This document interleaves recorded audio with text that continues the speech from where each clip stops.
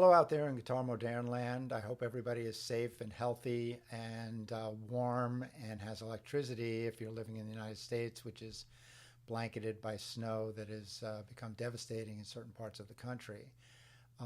Today's interview is with Joel Harrison. Joel is a terrific guitar player, but he's become known more as a composer. And what we're talking about today, in addition to that, is the alternative guitar concerts and camp that he's run for almost a decade now. He he has puts on concerts. He was putting on concerts in New York when people were putting on concerts in New York that would feature a number of guitarists that would be especially of interest to people who were into this magazine, the Guitar Moderne, and this kind of music that we talk about here and write about here and interview people who play here. Um, this year's concert is equally amazing, and the camp provides lessons from some guitarists that you've heard me interview or read interviews that I've done with and should be familiar with if you're a fan of this site. I'm going to look off to the side now and read what's going on this year because it's so extensive, there's no way I'm going to remember it. So this year, as they do in many other years, they are honoring a particular guitarist composer, and this year it's Pat Martino. To do that, they're going to have a series of duets of people playing Martino's music, and these duets are going to include Adam Rogers and Peter Bernstein together, Dave Stryker and Paul Bolenbach together, Reza Bassi and Jeff Miles together, Oz Noy and Nir Felder together, Cheryl Bailey and Ed Cherry together, and a solo set by Joel himself. Also, a special guest playing solo will be Kurt Rosenwinkel. But wait, there's more. That's going to take place on March 20th at 8 p.m. That's Eastern Standard Time. And over the weekend, on the 21st, there's going to be soloists. Let me see here. Where is it? I think I have to. Oh, here we go. For that series, there's going to be Nguyen Ly, a terrific French Vietnamese guitarist who you should be familiar with. Nels Klein, Michael Gregory Jackson, Wolfgang Muthspiel, Mary Halverson, Thomas Fujiwara is a drummer that Mary is going to be playing with. There's going to be a couple of people playing with rhythm sections. Henry Kaiser and Anthony Pirogue. I'm sure you're familiar with many of those names. Anybody familiar with the site is going to be familiar with many of those names. So I think there's going to be more, but let me keep looking here.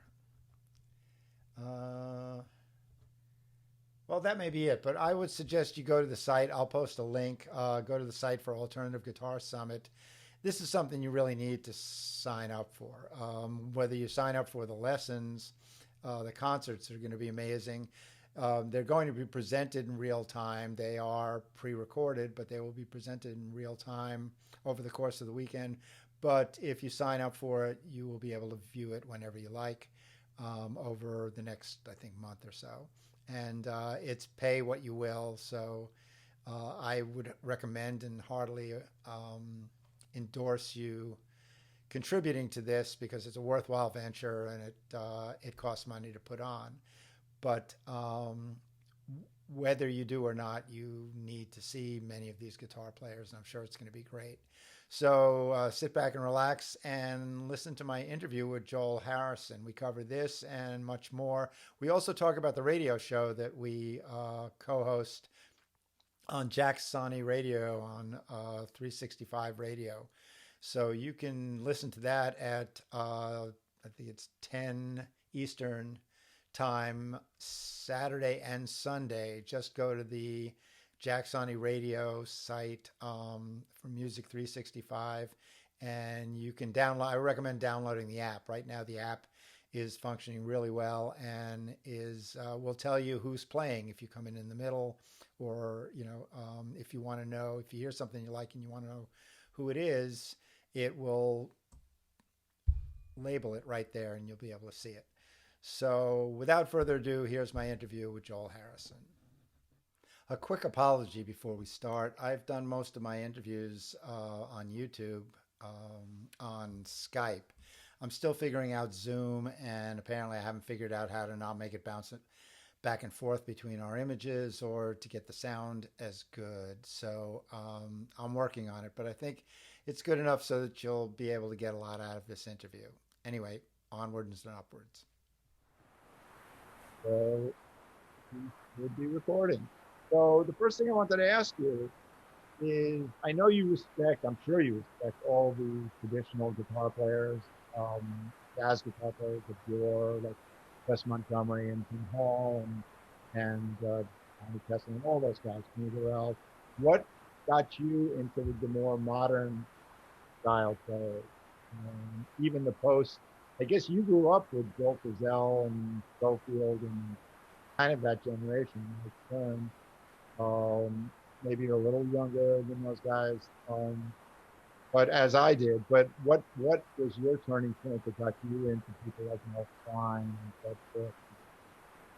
Well, I'm a little younger than Bill and John Schofield and Pat Metheny, although it's shocking how close to my age Pat Metheny is, actually, because he became so adept and famous at such a young age that it feels like he should be 90 by now, but I think he's 67 or something like that.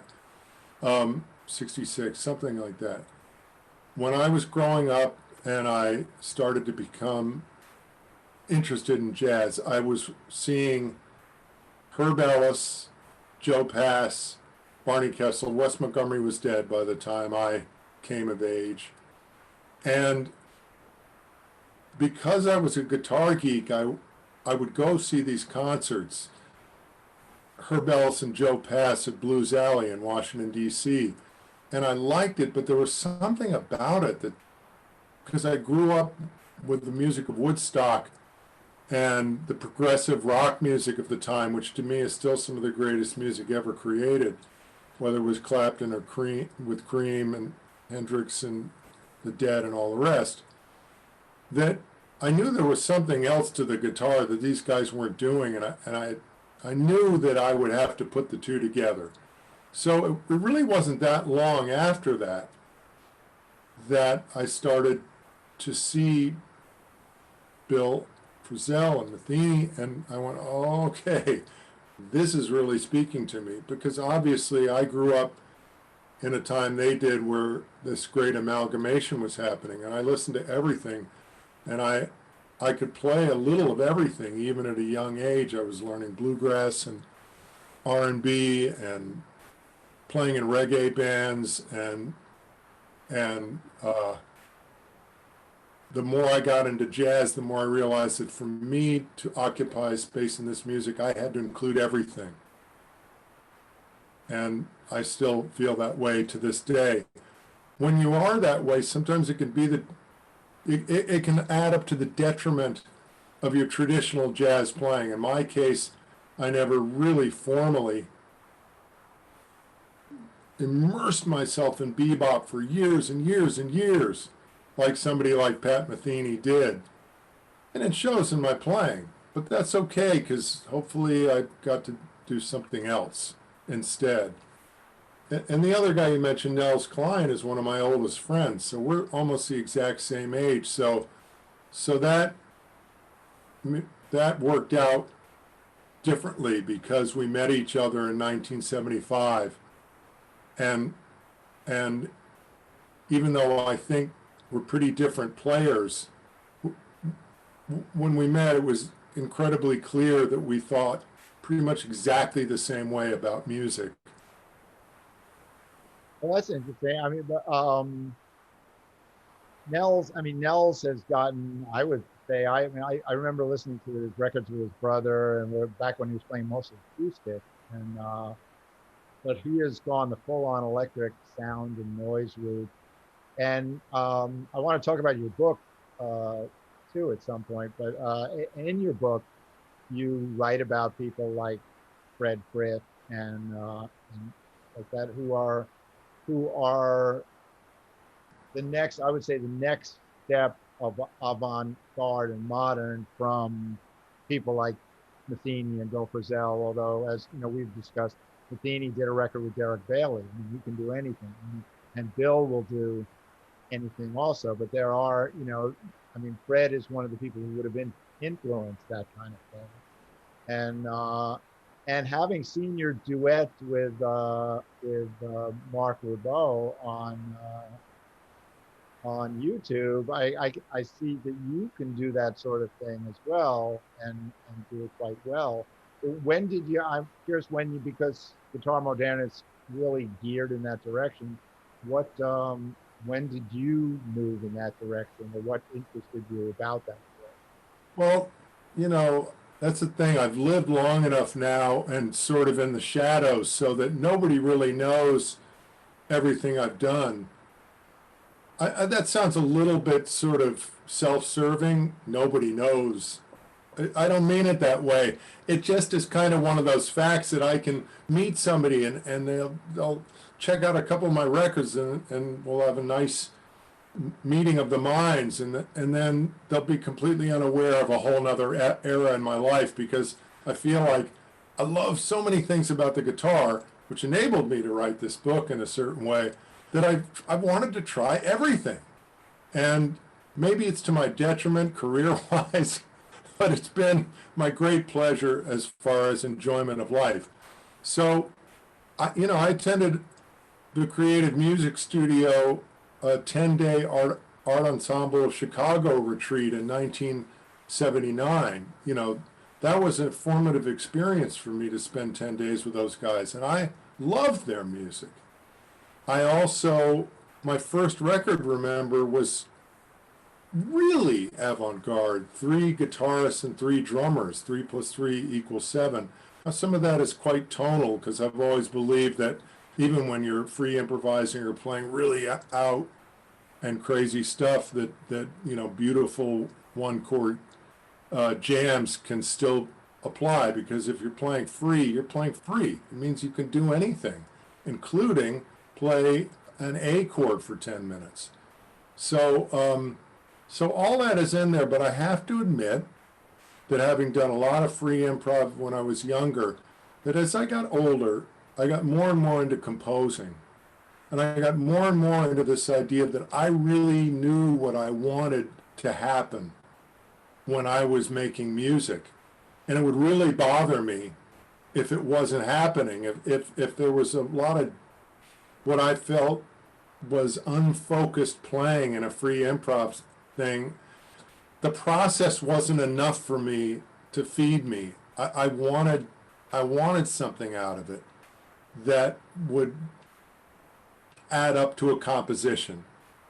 And so that's not a great space to be in if you want to play free improv. You sort of have to go with the flow, and you have to live in that world and accept what the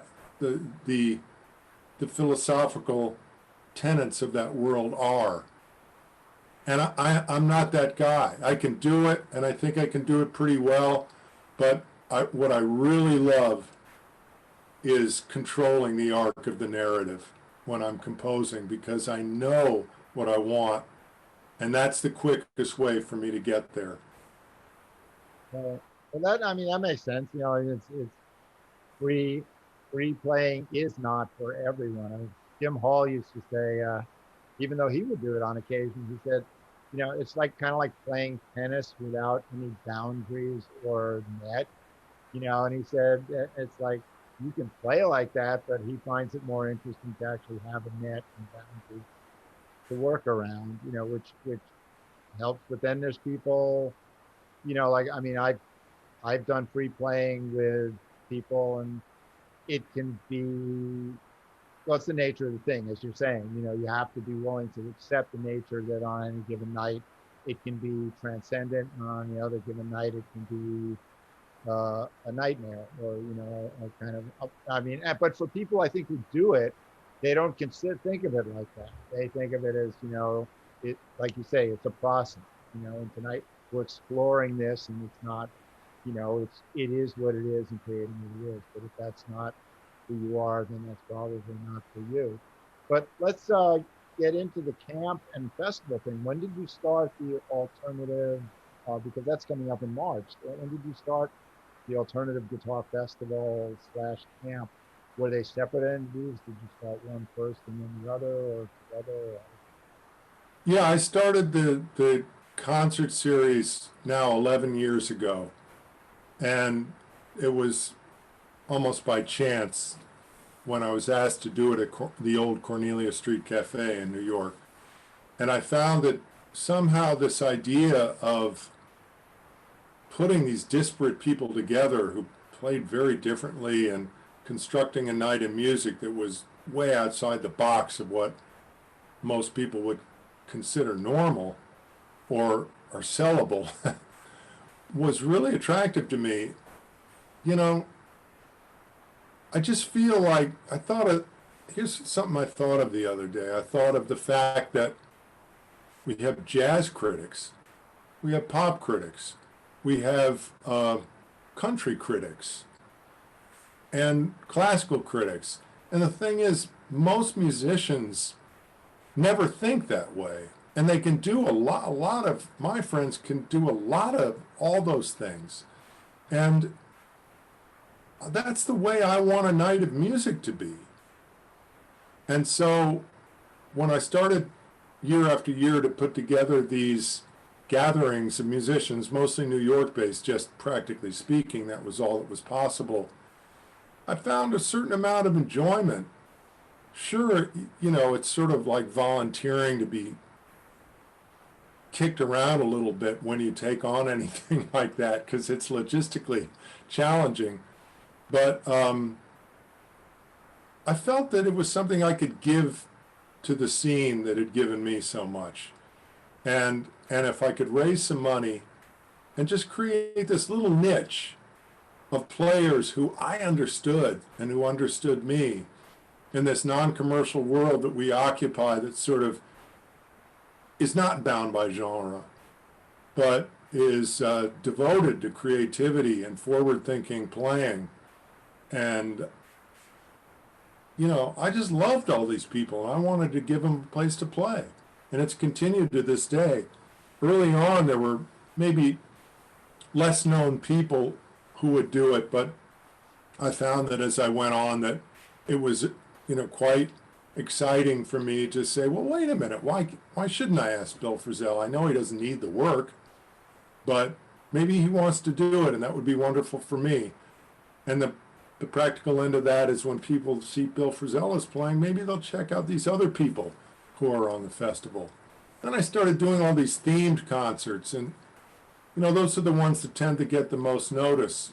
You know, the music of Woodstock 50 years later, or honoring Pat Martino, Ralph Towner, Pat Metheny. You know, one of my big things is honoring living composers. So it's continued.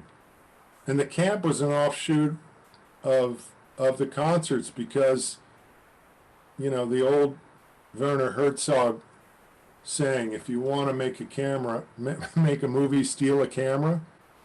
And I was like, you know, after one more time when one of these festivals turned me down for playing there, I said to myself, God damn it, I'm going to start my own.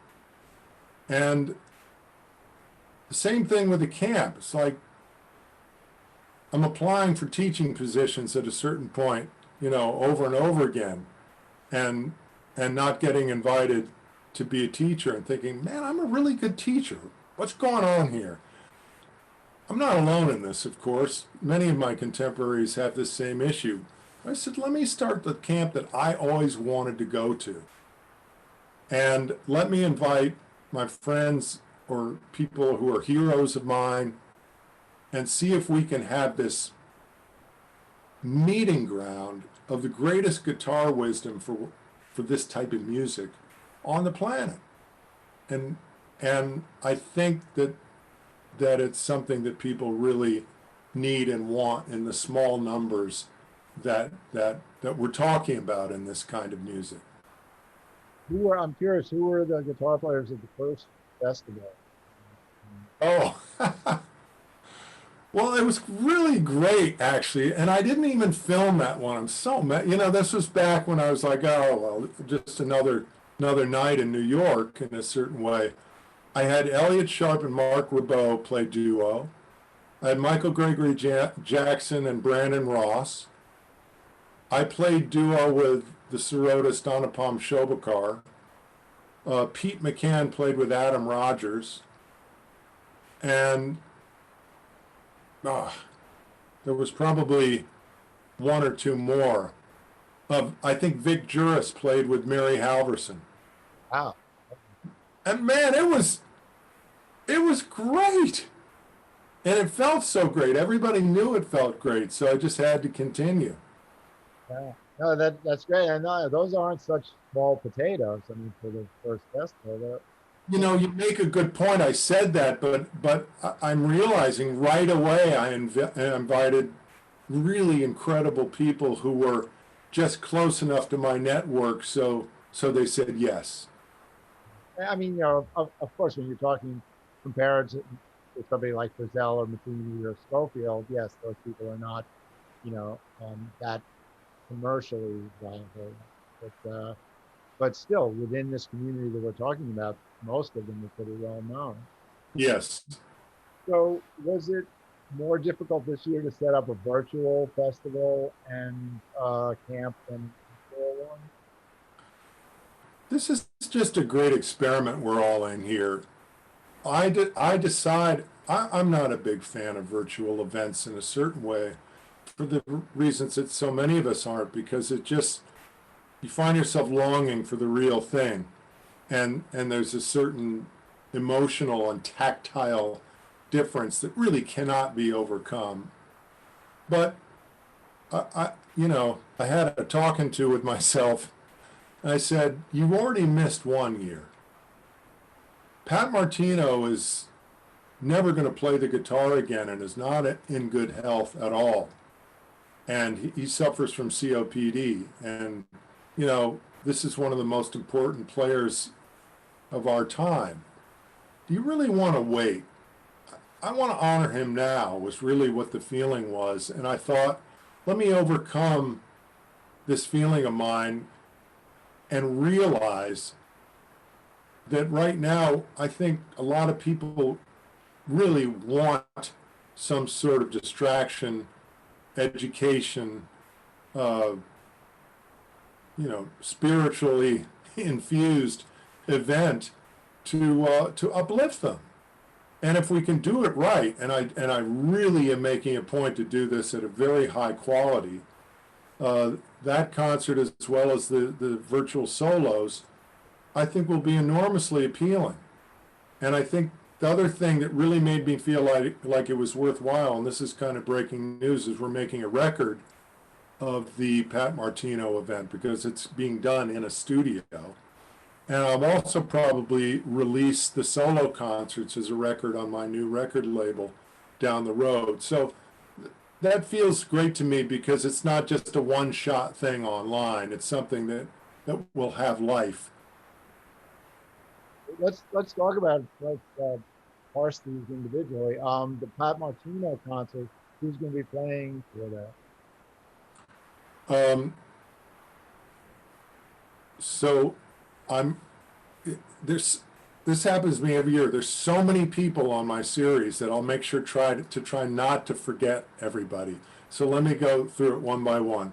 So there's 5 sets of guitar duos, each of which will play one song as a duo and one song with a rhythm section. The duos for the Pat Martino tribute are Adam Rogers and Peter Bernstein, Dave Stryker and Paul Bolenbeck, Reza Bassi and Jeff Miles, Nir Felder and Oz Noy, and Cheryl Bailey and Ed Cherry. And then the rhythm section is Desron Douglas and Alan Mednard.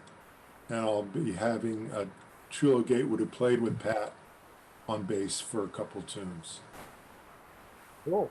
And what else is happening for the festival?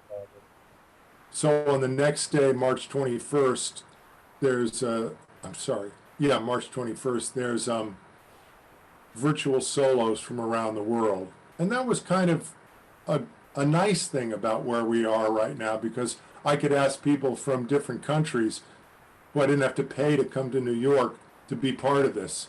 So one of my greatest heroes and a friend, Nguyen Lee, is going to play. Wolfgang Mutzspiel, Michael Gregory Jackson, Mary Halverson and Thomas Fujiwara, the one duo, Nels Klein, Henry Kaiser, and Anthony Pirog.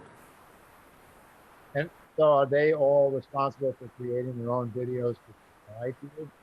Yeah, they've all been instructed to use high quality materials and make it really look good and sound good, and I know they all will. And do you have anybody coordinating the whole video thing? Oh my God, yes. This is so key. Man, sometimes when I've done this concerts, I've literally done everything. It feels like not actually holding a video camera, but it's such a mistake. You got to surround yourself with people who will allow you to do what you do best. And I've been pretty bad about that sometimes. So yeah, the first thing I did was hire a tech guy to do everything for me. Yeah, that makes sense. So I couldn't see on the site anything about how much the classes are. If somebody wants to take, well, let's talk about the classes. Who's teaching, and how does somebody sign up for the teaching part of of the camp? Okay, so just to let you know, if you click through to the sign up page on Crowdcast for the camp, doesn't mean you've committed to paying for it. If you click through, all of that information in terms of cost, the entire curriculum, all the teachers, all the information you need is there. So, so That it's, like the page now, because as we discussed, I wasn't able to find the info on the page. yeah, that's all there. There's a button on the Alternative Guitar Summit page that links you to the camp page, and everything's there, all the bios of the musicians and everything, and the sign-up page. So actually, I was slightly wrong about that. It takes you to the camp page where you can go to the Crowdcast page, and both of them have all the information. And the camp is March 6th and 7th, Saturday and Sunday. It's from approximately 10:30 to 6 with breaks, 90-minute sessions, and it's just this gathering of some of the most amazing teachers and players in the world. Are those times? Where are those times based? In other words, when you say 10:30, is that Eastern time? Sorry, good point. Eastern time. Yeah. It's really hard to know how to schedule these things for people around the world. The important thing to remember for anybody is you can retrieve all of this for 2 weeks afterwards. And you can even sign up for 2 weeks afterwards and view the whole thing. If you want that live feeling, then you'll be there at the time. Well, are these? Yeah, I mean, it's interesting. We say live feeling, but if everybody's pre-recording their parts, it's are they going to be actually playing live at that particular time? Yeah, pre-recorded. The camp, the camp is not pre-recorded. Everybody's live. Okay. And we're also live streaming the concerts. Oh, okay. So they're going to be actually playing at the time scheduled, but it is going to be recorded for viewing later as well. Exactly. Yeah. So the camp, one of the cool things about the camp is there's more than one teacher in a class. There's usually two teachers. So you get to watch them interact. Like they might even share, like, hey, let's both play Body and Soul. And then one will do it and the other will do it. It'll be totally different. And then they'll talk about the way they interpret them according to what the subject of the class is. If it's about harmony, they'll talk about how they approach harmony. If it's soloing or tone or, out of any of the enormous number of subjects at hand, all of which are spelled out in the curriculum, they'll focus on that. So, for instance, some of the classes, Bill Frisell will talk about playing solo, and I'll be kind of the co-host, and so I'll ask him questions about what he's doing, because I think I have a pretty good sense of what to ask to elucidate his thought process. And he'll just talk about how he puts together a piece of solo music. Ben Monder's going to do the same thing. He's going to take apart his extraordinarily beautiful and complex solo arrangements, one or two of them. Nels Klein's going to talk about how he puts together a record, how he writes the music, how he decides what to tell and what to not tell the players, what the recording process is like for them. Mike Stern and Adam have a class talking about playing inside and outside chord changes. Adam Levy and Cheryl Bailey are talking about the art of accompaniment across styles. Stuff like that. That sounds fascinating. During the live classes, is it going to be interactive? Are people going to be able to ask questions? Yes, there'll be a chat box, and we'll even be able to bring a couple of people onto screen to ask live, even maybe play a little and get some feedback from the teachers. And also, there are 2 short concerts. Ben Monder and Adam Rogers are performing Saturday night, March 6th, for a half an hour each, playing solo. And that's all now on the website, and click through the Guitars Summit. They just go to joelharrison.com and click through. The best place to go for these links is Alternative Guitar Summit.com. AlternativeGuitarSummit.com has tabs for concert and for camp, and there's the camp tab will take you straight to AlternativeGuitarSummitCamp.com, which is run by my partners and is a complete website devoted just to the camp with all the information. You can get there going to the AGS site as well. You can get there from my site, joelharrison.com, but that's once removed. So let's talk about your book. I was just reading some more of it today, and it's just incredible. It's going to be a must-read for any modern guitar aficionado, anybody who reads my site, anybody. It's just the people that you got to talk to and the depth with which you talk to them. It's just going to be amazing. So what stage is it at now in terms of finished product and being available, and how is it going to be available? Well, first of all, you said something that I'm touched by and I feel is true, and because you know so much about this subject, I'm glad you said it. It's meaningful to me after all the work I put in. You said a must read for any modern guitarist, and immodestly, I have to agree. And I can say that because I didn't really write the book. I just compiled it. This isn't my wisdom in the book. This is the collective wisdom of our community. And that, to me, is a really beautiful thing. I've always loved interview books, and I realized growing up, I always liked interviewing people, because when I was in college, for my radio station, I interviewed Pat Martino and Gary Burton. And I went back to that and I realized, well, man, I even liked to do that back then. I love talking to people about the process. And so, with 27 guitarists, we have quite a range of worldview and process and spirit and motivation. And man, some of the most amazing stories in this book to me are what people went through to get to where they got. We see them as fully formed when we watch them play, and we go, wow, that's incredible.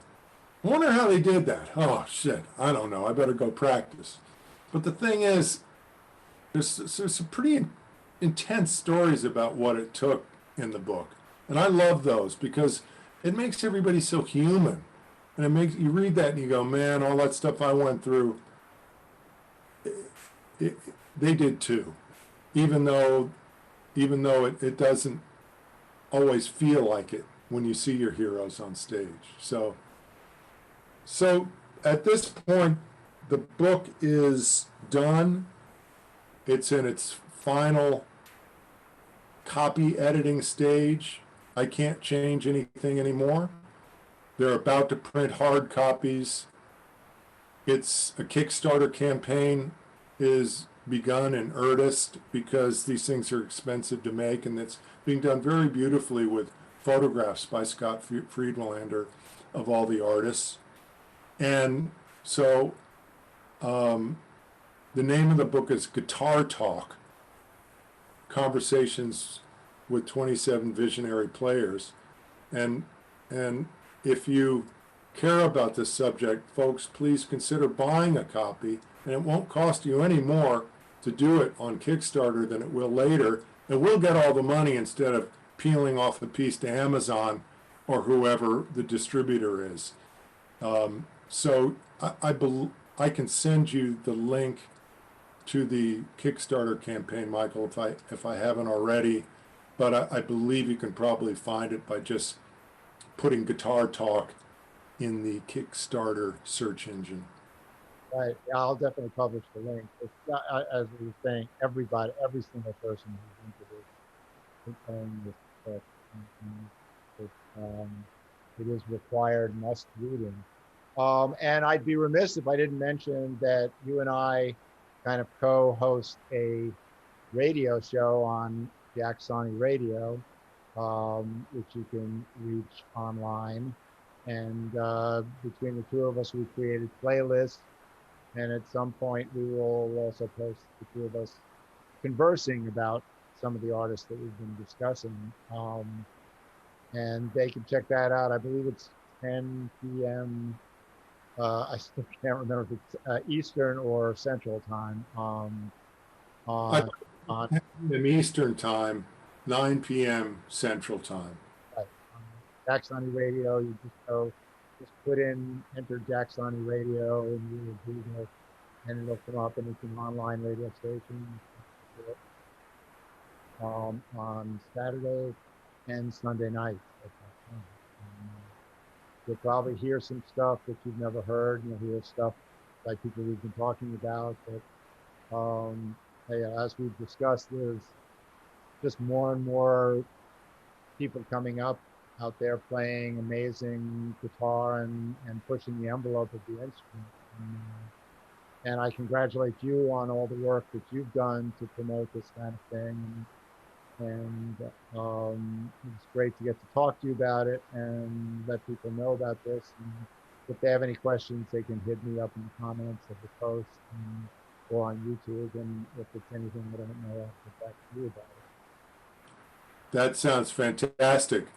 And I think we should consider someday doing a focus on Nashville for one of these events, because there's just so many musicians down there, and a lot of them I don't know about. And every time I hear some of the guitar players coming out of Nashville, I'm like, Jesus Christ, amazing. You know, that type of feeling, like, where did that person come from?